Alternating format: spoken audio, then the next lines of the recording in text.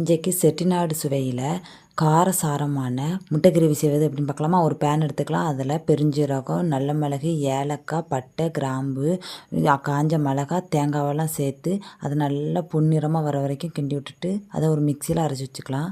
அடுத்தது ஒரு பேன் எடுத்துகிட்டு அதில் கொஞ்சமாக எண்ணெய், மஞ்சள், மிளகாத்தூள் அதை சேர்த்துக்கலாம். கொஞ்சமாக தேவையான அளவுக்கு உப்பு, அதெல்லாம் என்ன பண்ணிக்கணும், கொஞ்சமாக கிண்டி விட்டுட்டு அவிச்சு வச்ச முட்டையை அது கூட சேர்த்துக்கலாம்.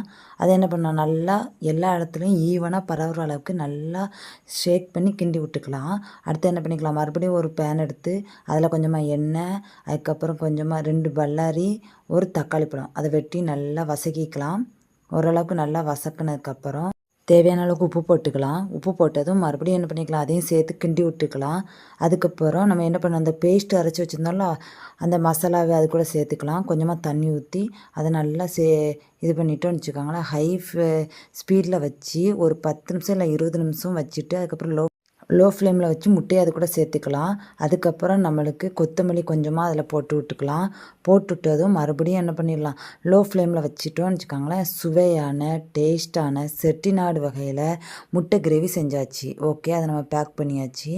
அதுக்கப்புறம் என்ன பண்ணிடலாம், பேக் பண்ணி டிஃபன் பாக்ஸில் க்ளோஸ் பண்ணிட்டோமா. ஆனால் சாப்பாடில் வச்சு இது பண்ணப்போம் சீரியஸாகவே ஃப்ரெண்ட்ஸ் வேறு லெவல் டேஸ்ட். உங்கள் வீட்டில் நீங்களும் ட்ரை பண்ணி பாருங்கள். உங்களுக்கு ஒரு தடவை செஞ்சிங்கனாலே உங்களுக்கு பிடிச்சிரும். இந்த வீடியோ உங்களுக்கு பிடிச்சிருந்தனா லைக் பண்ணுங்கள், ஷேர் பண்ணுங்கள், கமெண்ட் பண்ணுங்கள், சப்ஸ்கிரைப் பண்ணுங்கள். தேங்க்யூ ஃபார் வாட்சிங்.